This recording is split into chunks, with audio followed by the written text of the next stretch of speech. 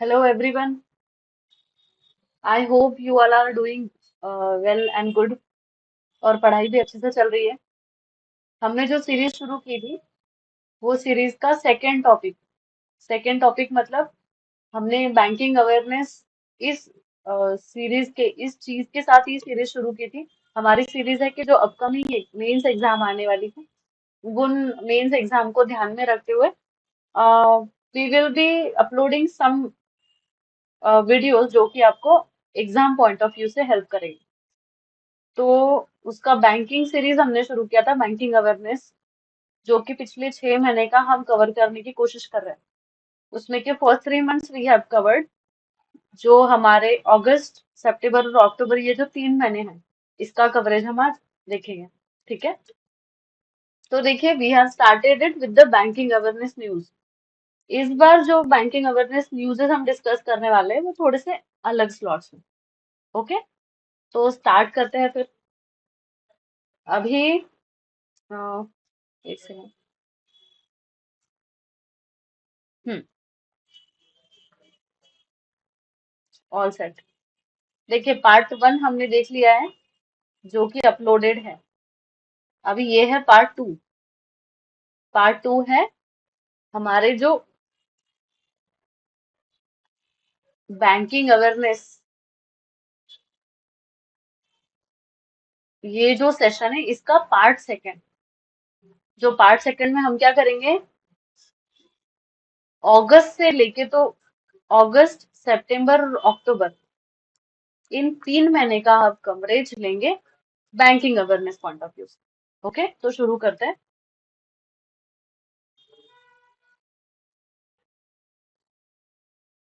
एक second.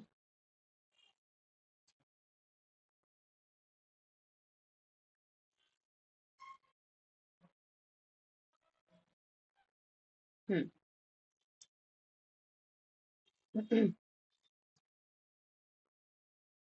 Will start then. देखो, RBI newses हमने कंपाइल की है, और आरबीआई न्यूज़ेस से शुरुआत करेंगे। अभी वन बाय वन हम कुछ न्यूज़ेस देखेंगे जो कि आरबीआई की सीरीज में ही रहेंगी, मतलब आरबीआई से रिलेटेड न्यूज ही रहेंगी। ठीक है, देखो तो पहली न्यूज है, RBI sets deadline for card tokenisation to October 1।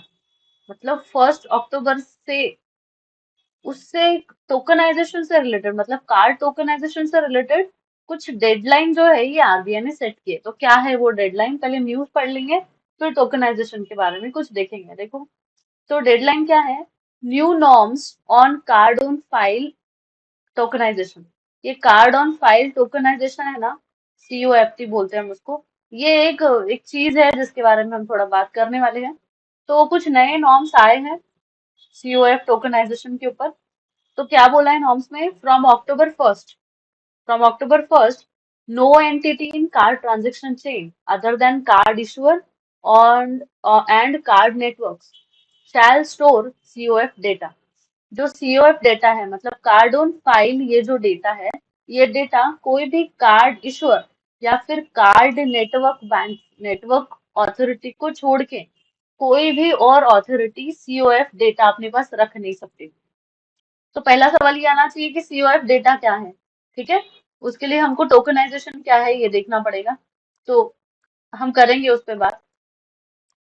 आगे क्या बोला है, acquiring banks can continue to store COF data until January 31, 2023 for handling other post transaction activities.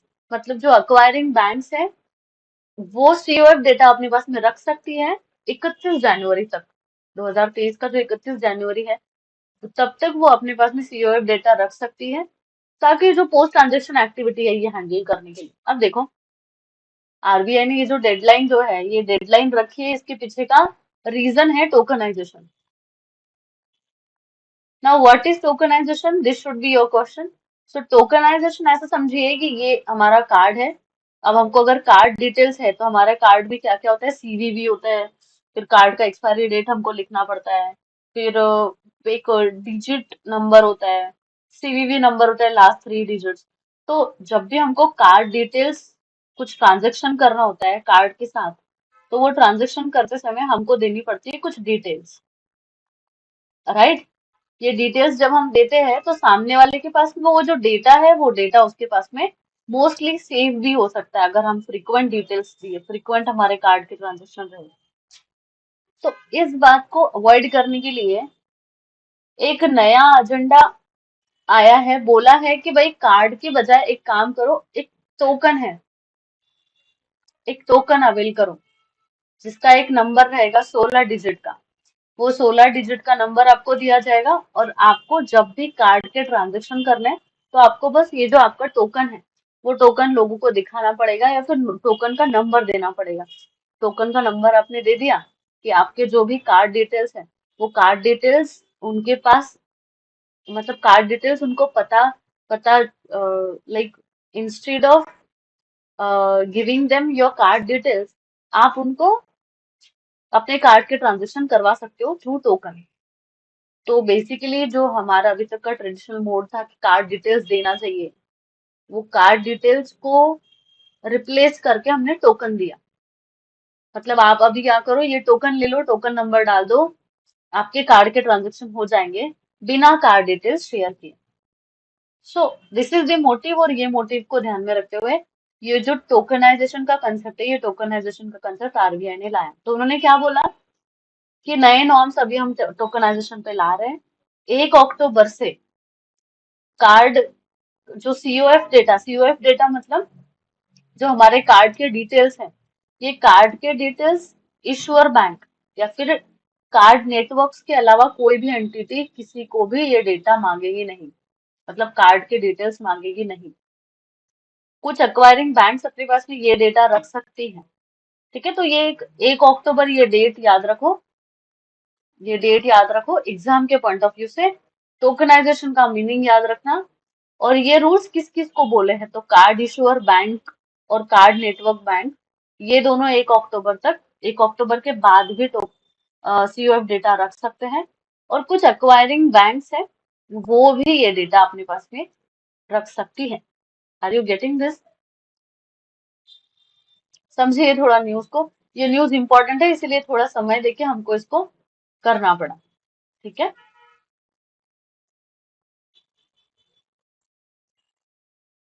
ये बस इतना मैंने इसलिए रखा क्योंकि जो डिटेल्स है, instead of giving details we are providing tokens. Each token has its own number, own number देना पड़ेगा आपको। ऐसा कंसिडर करो कि ऐसा टोकन दिया ये कार्ड के बजाय, अब ये इसका एक नंबर है तो नंबर दे दिया और आपको अपने कार्ड के ट्रांजेक्शन करवा सकते हो आप। ठीक है, तो मतलब ज्यादा आपको कार्ड डिटेल शेयर करने की जरूरत नहीं है, सेफ्टी पर्पसेस को ध्यान में रखते हुए। नेक्स्ट न्यूज ले फिर, देखिए, RBI launched advance supervisory monitoring system name Daksh. Daksh नाम का एक पोर्टल आरबीआई ने लॉन्च किया है। ये पोर्टल क्या है? Supervisory monitoring system, supervisory monitoring system के नाम पे। किसने लॉन्च किया? आरबीआई। सो दक्ष क्या है? Daksh is a web based end to end workflow application through which RBI shall monitor compliance requirements. क्या क्या करना है, मतलब सुपरवाइजरी काम ये दक्ष के थ्रू आरबीआई कर सकती है। तो आपको क्वेश्चन आ सकता है कि which which portal has been launched as a supervisory system by RBI. तो दक्ष, दक्ष किससे रिलेटेड है ये आपको पूछ सकते हैं। Okay, RBI issued directions for appointment of internal ombudsman। देखो ombudsman क्या होता है? ombudsman एक ऑफिशियल होता है, एक ऑफिशियल होते हैं, एक ऑफिसर्स होते हैं जो कि जो कस्टमर्स के कंप्लेंट्स होते हैं, ये कंप्लेंट्स को हैंडल कर दे या फिर उनको एक रिड्रेसल मैकेनिज्म प्रोवाइड करते हैं। तो ये एक ऑफिसर होते हैं ऑम्बुड्समैन। इनसे रिलेटेड नए डायरेक्शंस अभी आरबीआई ने प्रोवाइड किए। तो क्या प्रोवाइड किए हैं देखो, reserve bank of India has issued directions for the appointment of internal ombudsman for all credit information companies. तो सीआईसीज, सीआईसी से रिलेटेड जो कुछ रेगुलेशन है वो नए रेगुलेशन आरबीआई ने प्रोवाइड किए। The IO that is internal ombudsman shall be either retired और अ सर्विंग ऑफिसर। अभी आपको ना एग्जाम पॉइंट ऑफ व्यू से ये चीज इंपॉर्टेंट है। क्या बोला उन्होंने, क्या बोला गया है देखिए, कि जो आयो है मतलब इंटरनल ऑम्बड्समैन, ये एक सर्विंग ऑफिसर होना चाहिए या फिर रिटायर्ड ऑफिसर होने चाहिए, not below the rank of deputy general manager और equivalent in any financial sector regulatory body with at least 7 years of experience in banking, non-banking finance, financial sector regulation और supervision, credit to information और consumer protection. देखो अभी धीरे धीरे पढ़ेंगे, एक एक चीज का मीनिंग समझेंगे। पहली बात तो क्या बोली कि ये कोई सर्विंग ऑफिसर भी चलते हैं या फिर रिटायर्ड सर्विंग ऑफिसर भी हो सकते हैं। इनका जो रैंक है वो रैंक डेप्यूटी जनरल मैनेजर से कम नहीं होना चाहिए। ओके, या फिर डेप्यूटी जनरल मैनेजर के इतना होना चाहिए कोई भी फाइनेंशियल सेक्टर के। इनका कोई भी banking, non banking finance, financial sector में 7 साल का मिनिमम एक्सपीरियंस होना चाहिए। Okay, next. अभी देखो ये हो गया हमारा नए जो मतलब नए रूल्स जो आरबीआई ने प्रोवाइड किया ऑम्बड्समैन को। तो क्वेश्चन कैसे पूछ सकते हैं, इनके क्वालिफिकेशन पे क्वेश्चन पूछ सकते हैं, नए डायरेक्शंस दिए किसने इसके बारे में पूछ सकते हैं, और ऑम्बड्समैन का मीनिंग पूछ सकते हैं। ओके, देखो नेक्स्ट। अभी ना आरबीआई के कुछ पॉलिसी रेट्स, अभी आप बताइए हमको कि कुछ रेट्स है आरबीआई के जो हमको डिस्कस करने होते हैं। जैसे मॉनेटरी पॉलिसी कमेटी एस्टैब्लिश होती है हर बार, तो उसको ध्यान में रखते हुए रेट्स भी रिवाइज होंगे, जो कमिटीज की मीटिंग होते हैं उनके हिसाब से। तो लास्ट जो मीटिंग हुई थी, लास्ट तो वैसे तो नवंबर में हुई थी, बट उसके पहले की मीटिंग में एक रेट रिवाइज किया गया था, रेपो रेट। तो उसको ध्यान में रखते हुए मैंने सारे रेट्स आज रिवाइज करवाने हैं। तो देखो, करेंसी करंट पॉलिसी रेट्स जो है अभी क्या है, तो रेपो रेट है 5.90%, रिवर्स रेपो रेट है 3.35%, 35%, सॉरी। एमएसएफ जिसको हम मार्जिनल स्टैंडिंग फैसिलिटी बोलते हैं, वो है 6.15%। बैंक रेट है 6.15%। कैश रिजर्व रेशो है 4.50%। स्टैट्यूटरी लिक्विडिटी रेशो है 18%। ओके, वो चेंज नहीं हुआ है। स्टैंडिंग डिपॉजिट फैसिलिटी रेट है 5.65%। This should be noted. हाँ, वैसे तो एक एक बैंकिंग स्टूडेंट ने नोट करके रखनी ही चाहिए ये सारी चीजें, जैसे ही मीटिंग हुआ कुछ रिवाइज हुआ तो वो तभी अपडेट रहे। अभी देखिए आरबीआई की न्यूज हो गए, अभी हम देखेंगे एसबीआई के न्यूज क्या क्या है। तो थोड़ा एक फास्ट रीडिंग करेंगे। देखो, SBI formalise policy to finance makers of lab grown diamonds. अभी लैब ग्रोन डायमंड्स होते हैं, लैब ग्रोन डायमंड्स मतलब आर्टिफिशियल डायमंड्स जो हैंडमेड, नेचुरल डायमंड्स नहीं होते। तो लैब ग्रोन डायमंड्स को बनाने वाले लोग हैं, इनको फाइनेंस करने के लिए एक पॉलिसी लॉन्च की है। किसने लॉन्च की है, एसबीआई ने। So who has launch the policy to finance makers of lab grown diamonds. So what it is, SBI.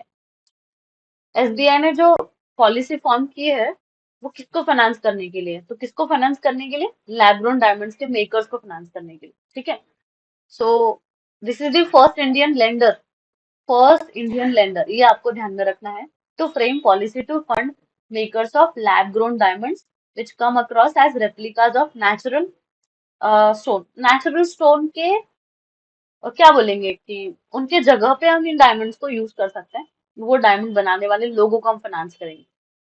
Okay, banks operational guidelines for financing man-made diamond house include the standard prudential practices like treating non-fund limits as part of funded limits। आपको ध्यान में ये रखना है कि बस क्या policy है और किससे related. Okay, next. SBI launch Gram Seva programme across 6 states of India. India के जो 6 स्टेट्स हैं वो 6 स्टेट्स में ग्राम सेवा प्रोग्राम लॉन्च हुआ है। So what is that, on the occasion of Gandhi Jayanti, the State Bank of India has announced that it will adopt 30 remote villages across India under fourth phase of SBI Sevagram program। Okay, तो उन्होंने क्या बोला था गांधी जयंती के दिन SBI ने कि अभी हम 30 30 रिमोट विलेजेस को अडॉप्ट करेंगे, अ, जो कि एसबीआई सेवाग्राम प्रोग्राम का फोर्थ फेज रहेगा। तो फोर्थ फेज के अंदर 30 विलेजेस को हम अडॉप्ट करेंगे। कब अनाउंस किया था, गांधी जयंती को। Under the flagship scheme of RBI SBI foundation the bank will adopt remote villages. कुछ रिमोट विलेजेस को अडॉप्ट करेंगे अक्रॉस एस्पिरेशनल डिस्ट्रिक्ट्स। अभी ये जो 6 स्टेट्स हैं इनके नाम आप करके रखो, मतलब रेयरली पूछ सकते हो बट पूछ सकते हो। तो क्या है? 6 स्टेट्स: हरियाणा, गुजरात, महाराष्ट्र, पंजाब, तमिलनाडु एंड वेस्ट बंगाल। हो गए 6। हरियाणा, गुजरात, महाराष्ट्र, पंजाब, तमिलनाडु एंड वेस्ट बंगाल। तो ये दीज आर द 6 स्टेट्स। और ये 6 स्टेट्स में ग्राम सेवा प्रोग्राम लॉन्च हुआ है। ग्राम सेवा प्रोग्राम के 4th फेज में एसबीआई क्या बोला है कि 30 विलेजेस को हम क्या करेंगे, अडॉप्ट करेंगे। कब बोला था? गांधी जयंती। देखो, हाँ, Utsav fix deposit scheme on the occasion of nation 75th year of independence. 75वां जो इंडिपेंडेंस हमने सेलिब्रेट किया, जिसको हम आजादी का अमृत महोत्सव बोलते हैं, बोल रहे हैं, साल भर तो बोलेंगे ही कम से कम। तो स्टेट बैंक ऑफ इंडिया ने क्या किया?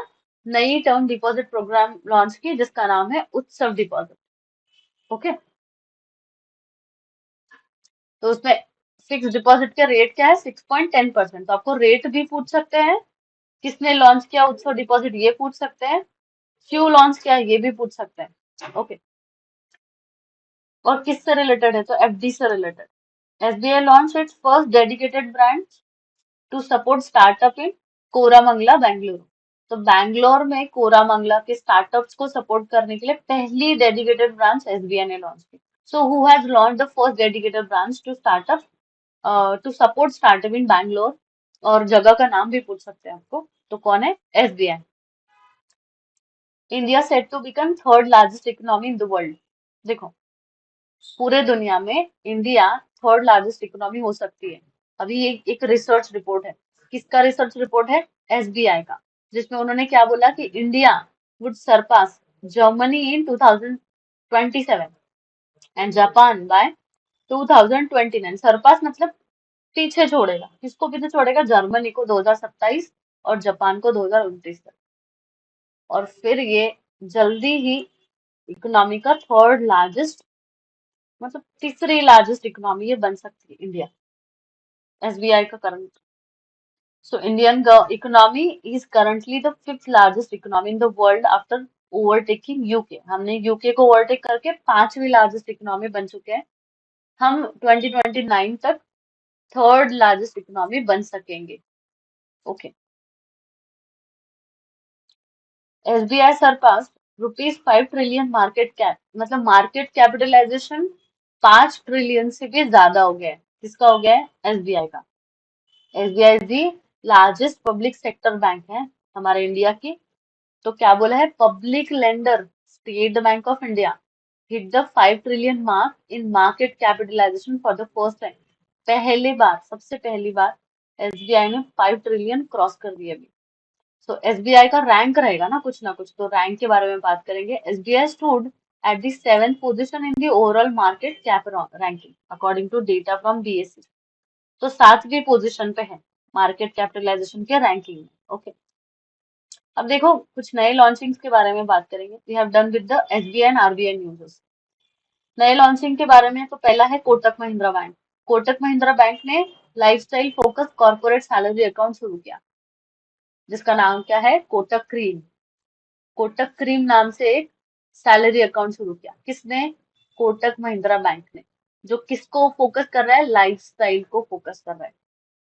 Corporate salary account, sorry, how can I forget this word. इससे तो जुड़ा हुआ है सब। कोटक महिंद्रा बैंक, इन्होंने एक कोटक क्रीम नाम का अकाउंट लॉन्च किया। जो अकाउंट किससे रिलेटेड है? कॉर्पोरेट सैलरी अकाउंट से रिलेटेड है। It is a lifestyle focus salary account name Kotak cream, will offer an upgraded experience to its customers working in MNCs, retail, law firms, unicorns। मतलब basically corporate sector में काम करने वाले employees जो salary कमा रहे हैं, उन लोगों को ध्यान में रखते हुए इस अकाउंट को क्या किया है? लॉन्च किया। किसने? Kotak Mahindra bank. Fix deposit scheme has higher interest rate and only available for a limited time. Interest rate के बारे में बात करेंगे। इंटरेस्ट रेट 6.10% पर annum on FDs with a tenure of 1000 days. मतलब मिनिमम 1000 दिन की एफडी पे 6.10% का आपको इंटरेस्ट मिलेगा। सीनियर सिटीजन को 0.50% over and above regular rate, तो जो रेगुलर रेट रहेगा उससे 50% ज्यादा, 50% ज्यादा, so 6.60। ओके। HDFC bank launch new campaign vigilante. देखो, विजिलांटी नाम से एक नया कैंपेन लॉन्च हुआ है HDFC बैंक से। तो HDFC बैंक ने विजिलांटी जो कैंपेन शुरू किया है किस बारे में है, to encourage people across the country to practise safe banking habits. मतलब बैंकिंग हैबिट्स को सुधारते हुए उनको encouragement मिलना चाहिए, इसीलिए विजिलांटी ये कैंपेन लॉन्च किया किसने, HDFC। So what about this vigilante campaign, who has launch this project, what about this project, ठीक है। बैंक ऑफ बड़ौदा लॉन्चेस खुशियों का त्योहार। बैंक ऑफ बड़ौदा ने खुशियों का त्योहार नाम की एक स्कीम लॉन्च की। अभी क्या है ये स्कीम के बारे में, so it includes the series of offers as an annual festival campaign.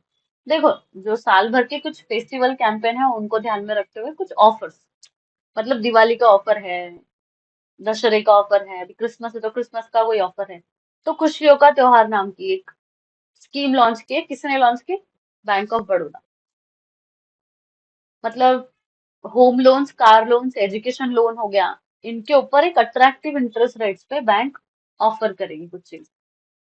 Punjab national bank launch WhatsApp banking service for customers and non customers.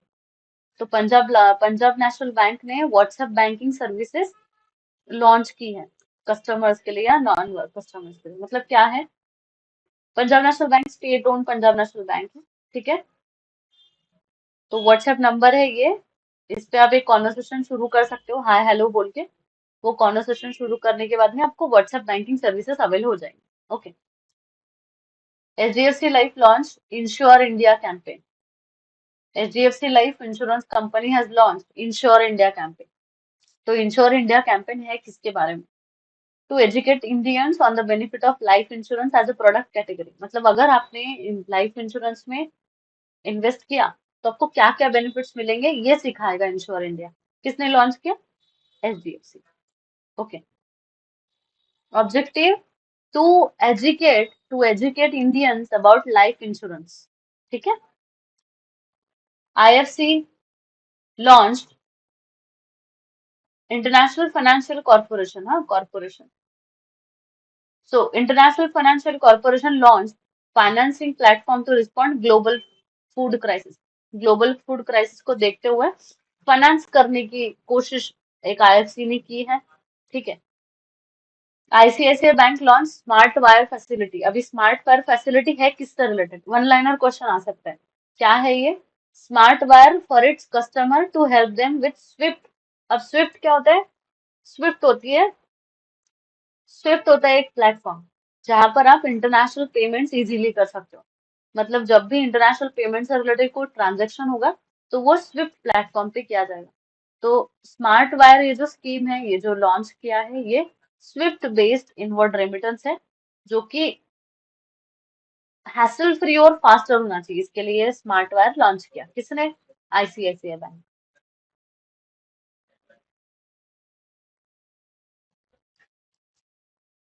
देखो, स्विफ्ट का लॉन्ग फॉर्म आपको करना है, लॉन्ग फॉर्म है society for world wide interbank financial technology.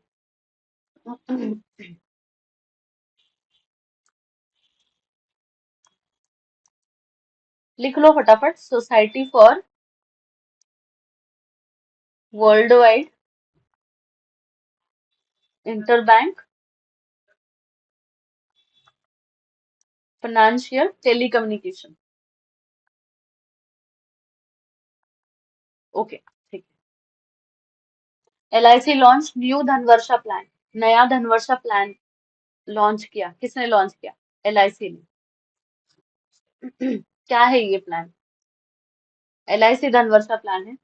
This is non linked non participating individual saving life insurance plan that offers a combination of protection and saving. मतलब protection और आपका एक saving के तौर पे भी एक अच्छा प्लान है, जो किसने लॉन्च किया, LIC। तो सो who has launch the Dhanvarsha plan. Dhanvarsha plan का मीनिंग क्या है, ठीक है। Premium can be paid in single lump sum payment mode only. ये एक फीचर है जो फीचर आपको ध्यान में रखना पड़ेगा, इसके प्रीमियम्स एक साथ में भरने पड़ेंगे, बारी बारी से नहीं। ईएसएफ बैंक, ईएसएफ एक स्मॉल फाइनेंस बैंक है। तो ये जो बैंक है, ये बैंक ने रेनबो अकाउंट लॉन्च किया, किसके लिए? ट्रांसजेंडर कम्युनिटी के लिए। Is that clear? Transgender community के लिए rainbow account has been launched by ESF, ESAF Bank. ESF is a small finance bank who has launched rainbow saving accounts for the exclusively for the transgender community. Okay, मतलब कुछ attractive interest rates रहेंगे यहाँ पर। Piramal uh, hmm Piramal enterprises gets RBI approval to start NBFC business. Piramal enterprises है जिनको RBI का approval मिल गया है कि वो भी एनबीएफसी बिजनेस शुरू कर सकते हैं। एनबीएफसी बिजनेस क्या होता है? एक कंपनी शुरू करना है जो कि नॉन बैंकिंग कंपनी रहेगी बट बैंकिंग के काम करेगी, मतलब बैंक का दर्जा नहीं देंगे उनको, बस वो बैंक से रिलेटेड कामों में एंगेज रहेगी। तो इनको आरबीआई ने अप्रूवल दे दिया है कि अभी एनबीएफसी बिजनेस शुरू करो, आप कर सकते हो। It will not be accepting public deposits, this should be noted. Okay. CCI approved the acquisition of stake in IDFC by Bandhan Fin Holding. तो acquisition है, acquisition पे रेयरली क्वेश्चन आते हैं, बट acquisition अप्रूव कर दिया है। हाँ।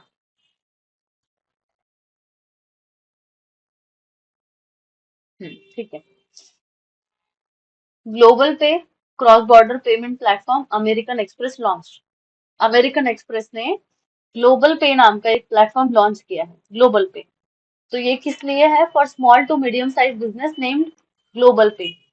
It will work as digital solution that will let US businesses make sure domestic and international B2B payment। देखो, बिजनेस टू बिजनेस पेमेंट को ध्यान में रखते हुए यूएस बिजनेसेस जो है, ये यूएस बिजनेसेस को एक डिजिटल प्लेटफॉर्म जो कि हमारे यहाँ पर इन्वेस्ट करेंगे या फिर कुछ ट्रांजेक्शन करेंगे, तो ये प्लेटफॉर्म किसने लॉन्च किया? अमेरिकन एक्सप्रेस ने, related with the international payments. Okay, नाम क्या है? Global pay. आगे है CPI based retail inflation decline to 6.70% in July. तो जुलाई में 6.70% से सीपीआई इन्फ्लेशन हमारा कम हुआ है। ये इस पे न्यूज आपको क्वेश्चन कैसे पूछ सकते हैं कि 6.71% कितना मतलब घटोतरी हुई है, कितनी घट हुई है, ये पूछेंगे। सीपीआई के बारे में सवाल पूछ लेंगे। ओके। ऐसे मंथ वाइज स्टैटिस्टिक नहीं पूछते, बट कभी कोई मंथ में अगर कुछ तो भी अलग हुआ है तो वो मंथ का पूछ सकते हैं, इसलिए जुलाई की न्यूज डाली है। Bank of Baroda introduce new deposit scheme. Bank of Baroda ने नई डिपॉजिट स्कीम लॉन्च की जिसका नाम है बड़ौदा तिरंगा डिपॉजिट स्कीम। अभी तिरंगा डिपॉजिट स्कीम है। तो are you getting this? It should be related with the celebration of Azadi ka Amrit Mahotsav. ठीक है, सेलिब्रेटिंग 75th आजादी का अमृत महोत्सव, बैंक ऑफ बड़ौदा तिरंगा। क्या है इंटरेस्ट रेट? देखो, 5.75% इंटरेस्ट रेट फॉर 444 डेज। मतलब अगर आप अपनी एफडी, अपने यहाँ पे डिपॉजिट बैंक ऑफ बड़ौदा में अगर आप 444 डेज के लिए आप अगर एफडी रखते हो तो 5.75% इंटरेस्ट रेट रहेगा, और 555 डेज के लिए रखा तो 6%। ठीक है। Applicable on retail deposit below 2 crore and remains in force till December 31st। तो आपको ये पूछ सकते हैं December 31st। Karnataka bank launch new term deposit scheme named KBL Amrit Samriddhi. KBL Amrit Samriddhi के नाम से कर्नाटक बैंक ने नया टर्म डिपॉजिट स्कीम लॉन्च किया। ये जो टर्म डिपॉजिट्स है, ये जो स्कीम है, ये अंडर अभ्युदया कैश सर्टिफिकेट के अंदर लॉन्च किया गया। एंड आपको एफडी कम से कम 75 वीक की रखनी पड़ेगी, 525 दिन। इंटरेस्ट रेट क्या रहेगा? 6.10% पर एनम।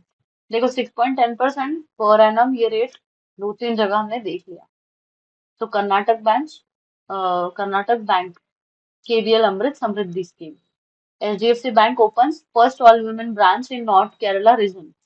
देखो, अभी ये न्यूज इंपॉर्टेंट है, ये न्यूज पे क्वेश्चन आ सकता है आपको। एचडीएफसी ने फर्स्ट ऑल वुमेन ब्रांच जो है वो नॉर्थ केरला रीजन में शुरू की। फर्स्ट ऑल वुमेन ब्रांच, मतलब staff with be women, but जो भी हम क्या बोलेंगे, कस्टमर्स विमेन और मेन दोनों भी हो सकते हैं। HDFC has open its first all women branch with 4 women bankers in north Kerala region, Kozhikode. तो आपको ये ध्यान में रखना है, एक तो ये ध्यान में रखना है, कोझिकोडे रीजन का नाम नॉर्थ केरला में आता है। ठीक है। Rajasthan with higher share in the cost of projects approved by our banks. Bank ने जो अप्रूवल दिया है आरबीआई के हिसाब से, राजस्थान के पास में सबसे ज्यादा शेयर है जो प्रोजेक्ट्स का, मतलब सबसे ज्यादा प्रोजेक्ट्स पे काम करने वाला अभी कोई स्टेट है तो वो है राजस्थान, आरबीआई के हिसाब से। Reliance industries to invest 2 lakh crore in Jio 5G, ताकि जियो 5G हर टाउन, हर तालुका, हर तहसील तक पहुंचे, इसके लिए थोड़ा इन्वेस्टमेंट बढ़ाया। PSU banks, public sector unit banks, to open about 300 branches in unbanked areas by December 2022। दिसंबर तक, मतलब अगले महीने तक 300 ब्रांचेस जो है अनबैंक्ड एरियाज में ओपन करने की कोशिश है पीएसयू बैंक की। तो आपको ये पूछ सकते हैं, ये डेट पूछ सकते हैं, दिसंबर। ठीक है। अनबैंक्ड विलेजेस मतलब क्या? अनबैंक्ड विलेजेस मतलब जहां पर बैंकिंग की फैसिलिटी नहीं है और वहां का पॉपुलेशन 3,000 से ज्यादा का है। पॉपुलेशन शुड बी, मतलब 3,000 से ज्यादा लोग वहां पर रहे और बैंकिंग का फैसिलिटी नहीं हो, ऐसे जगह पे 300, ऐसे 300 ब्रांचेस ओपन करने का बेड़ा इन्होंने उठाया। HDFC ERGO to build online insurance platform on Google cloud. Okay, so Google cloud पे ऑनलाइन इंश्योरेंस प्लेटफॉर्म बनाने का सोचा है HDFC ERGO ने, और वो करेंगे 2024 तक। RBI selected HDFC bank and precision for retail payment test phase. देखो, आरबीआई ने एचडीएफसी बैंक और प्रेसिजन लिमिटेड, इनको retail payment retail payment test phase के लिए सिलेक्ट किया। अब क्या होता है देखो, ऑफलाइन रिटेल पेमेंट्स होते हैं। ऑफलाइन रिटेल पेमेंट्स मतलब बिना कोई इंटरनेट की फैसिलिटी के आप पेमेंट्स करवाओ। तो ये जो प्रोसीजर है, ये प्रोसीजर के लिए दो चीजों को सिलेक्ट किया, एक तो एचडीएफसी बैंक और दूसरा precision biometric India private limited, test phase के लिए। Okay. Tata play order to pay ₹450 crore for एलिग जीएसटी रेटेड प्रॉफिटेरिंग। जीएसटी के समय 450 करोड़, जीएसटी के समय काफी प्रॉफिट कमाने की वजह से टाटा प्ले पे अभी चार्ज पड़ा है, कितना? 450 करोड़ का। तो वो कौन रिसीव करेगा? एनएए। एनएए मतलब it's supervisory authority, national anti profiteering authority. मतलब आपको अगर टैक्स इवेजन अगर आपने किया, मतलब आपने टैक्स नहीं भरा सही से, और न टैक्स भरते हुए अगर इफ यू आर प्रॉफिटेड, तो आपको पेनल्टी वगैरह पड़ेगी। तो ये पेनल्टी पड़ी है अभी इनके ऊपर, Tata play. Indian railway revenue growth by 38% till August 2022। Indian railway overall revenue जो है वो रेवेन्यू बढ़ गया है कितने परसेंट से? 38% से। ठीक है। रेवेन्यू पूछते हैं तो overall revenue of Indian railway at the end of August 2022 was 95,486 crore, और जिसकी अभी बढ़ोतरी हो गई है, जो कि अभी 2021 से बढ़ा हुआ दिख रहा है। Okay. India first electronic bank guarantee issued by HDFC bank. HDFC bank ने पहली इलेक्ट्रॉनिक बैंक गारंटी जो है वो इशू की। ठीक है। ICICI Lombard introduce digital voice agent to track claim status. मतलब, तो आईसीआईसीआई लोम्बार्ड ने कोलैबोरेट किया किसके साथ? skit.ai, मतलब skit.ai ये एक प्लेटफॉर्म है, इसके साथ में इन्होंने क्या किया है,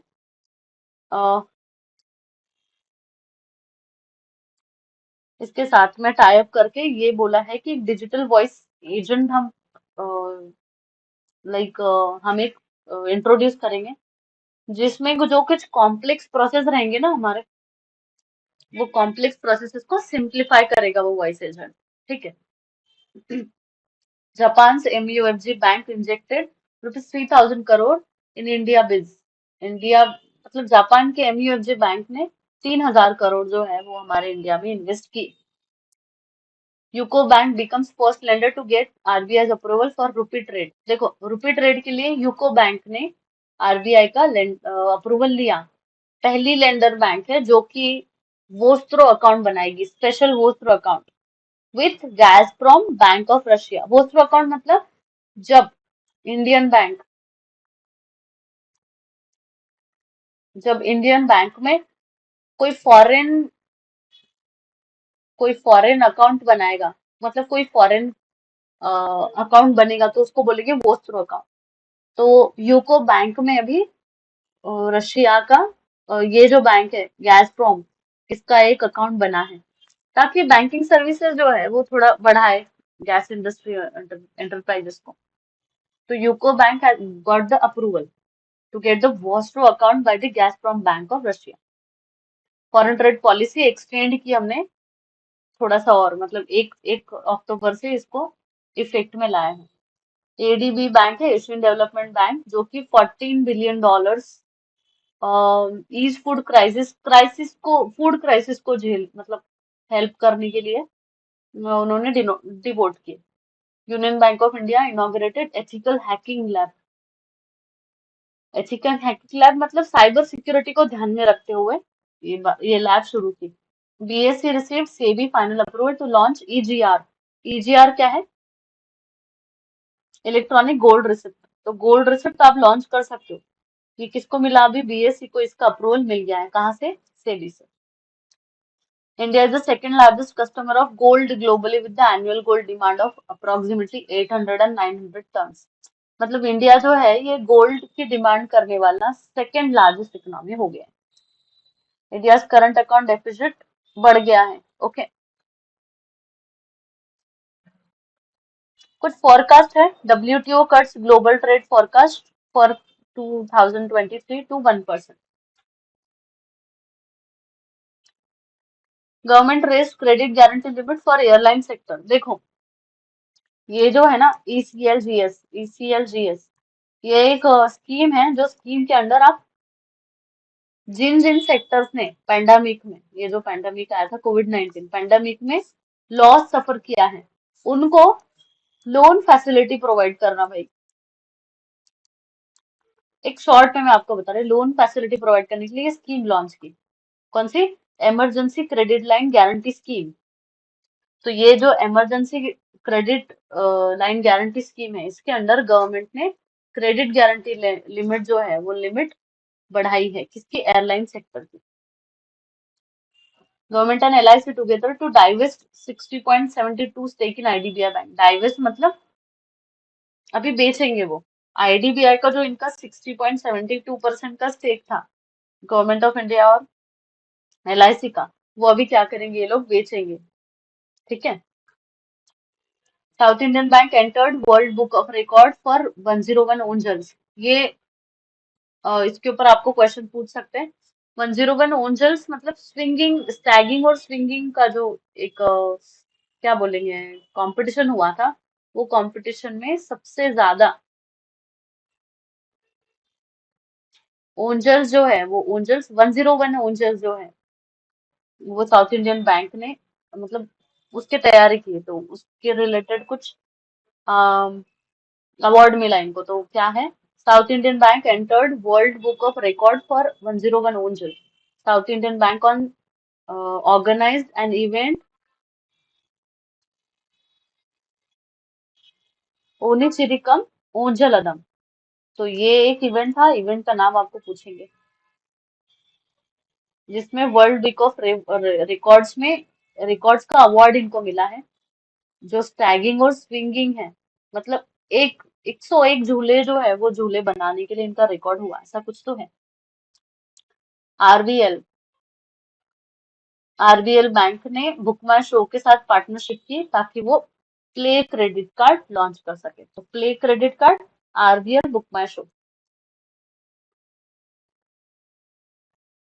PM Modi dedicated 75 digital banking units to nation. देखो, 75 डिजिटल बैंकिंग यूनिट नेशन को प्रोवाइड किए। किसने?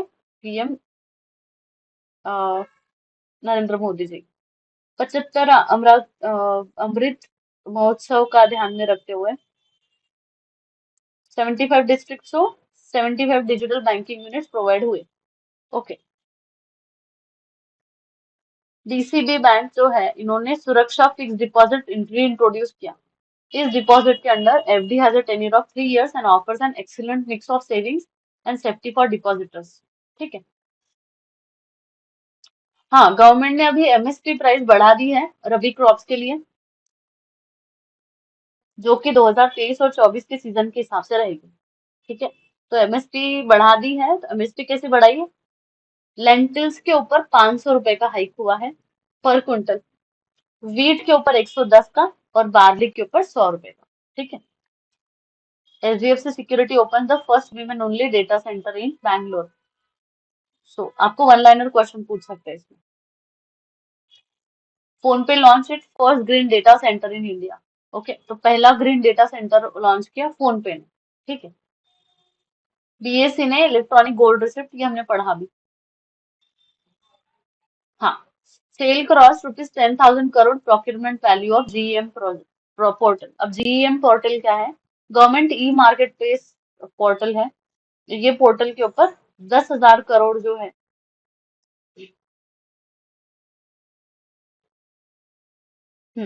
10,000 करोड़ अचीव करने का जो हमने क्या बोलेंगे रिकॉर्ड है, रिकॉर्ड ब्रेक किया। Steel authority of India has cross ₹10,000 in procurement value of government e-marketplace. Okay, so we have done with this session. We have seen the last 3 months banking awareness का coverage. Okay, अभी हम अगले session में हमारा banking awareness का coverage हो चुका है अक्टूबर तक का। नवंबर का बैंकिंग अवेयरनेस का कवरेज आपको हमारे प्लेटफॉर्म पे जो लाइव सेशन लिए हैं मैंने, अगर आपने वो देखे होंगे तो आपने वहां से कवर किया ही होगा। ठीक है। तो आप इन सारी चीजों को नोट डाउन किया होगा, आई होप दैट। और अगर नोट डाउन किया है और अगर आपको कुछ क्वेश्चन ध्यान में आते हैं तो आप और एक्सप्लोर कर सकते हो या फिर पूछ सकते हो। ठीक है। नेक्स्ट सेशन में मिलेंगे नेक्स्ट वीडियो के साथ। तब तक के लिए आप अच्छे से पढ़ाई करो, अपना ख्याल रखो। Take care, bye bye.